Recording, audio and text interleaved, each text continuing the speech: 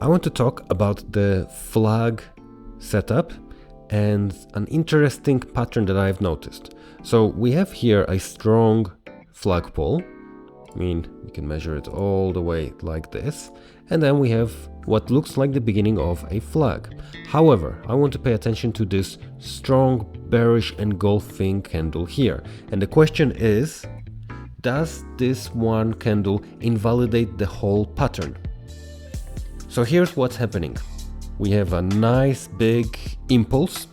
Buyers are showing strength, and then we have the engulfing candle. What this candle means is a momentum failure.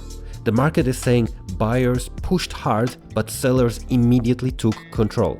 And this is not normal flag behavior.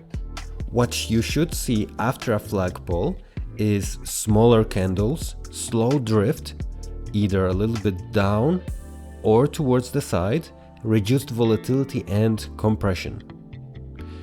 It's more like the flagpole is the impulse and then the flag is resting phase.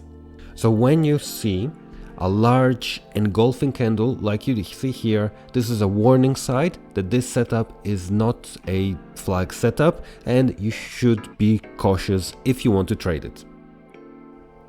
One more thing I will mention about this.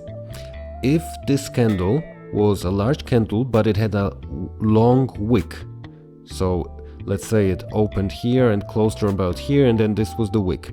A long wick does not invalidate the flagpole setup. It's the big engulfing candles that do. The general rule is this: a large and long wick shows testing, whereas a large body shows commitment. And in this case, the sellers have regained control and invalidated the flag setup.